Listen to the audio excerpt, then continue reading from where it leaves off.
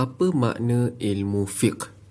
Ada sebahagian mengatakan ilmu fikih, ada yang fiqah, ada yang faqih. Faqih ni bukan faqih ni orang yang mahir dalam ilmu fiqh.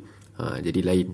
Okey, jadi istilah fiqh ni bermaksud memahami dan mengetahui. Jadi fiqh ni dari segi bahasa bermaksud memahami dan mengetahui.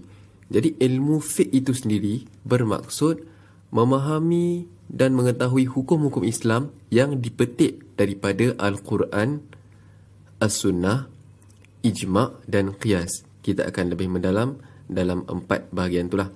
Baik, jadi hukum-hukum apa yang kita nak discuss ni sebenarnya? Dalam Islam terdapat 4 jenis hukum. Ada banyak. Semua sekali dikategorikan dalam 4 kategori hukum. Hukum yang pertama, hukum-hukum yang berkaitan dengan ibadat. Jadi hukum ibadat.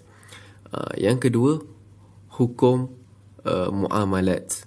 Yang ketiga, hukum munakahat. Dan yang keempat, hukum jinayat ataupun jenayah.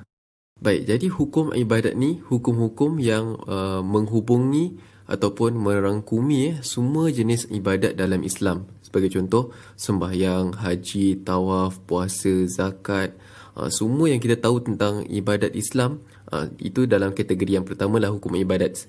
Yang kedua pula, hukum muamalat. Hukum muamalat ni hukum-hukum yang membincangkan tentang soal keuangan. Sebagai contoh, jual beli, bisnes, sewa menyewa, upah mengupah, segala berkenaan dengan keuangan dan juga hubungan antara jual beli.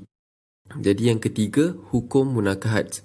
Hukum munakahat ni kira dia berasal daripada perkataan nikah. Untuk kita ingat, senang ingat munakahat, nakaha, nikah.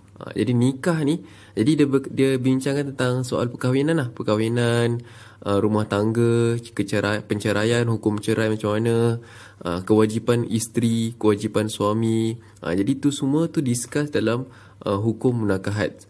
Dan yang terakhir sekali, hukum jinayat ataupun jenayah. Jadi apakah jenayah-jenayah tu, dan Islam membincangkanlah. Sebagai contoh, jenayah mencuri, jenayah berzina. Banyak lagi jenayah-jenayah yang Islam bincangkan sebenarnya, yang kita tak tahu. Jadi itu 4 hukum yang dibincangkan dalam ilmu fiqh. Terima kasih kerana menonton video syukran.com. Jika anda suka video yang kita buat, anda boleh tekan subscribe dan juga like video ini. Sehingga kita bertemu lagi di lain video. Assalamualaikum.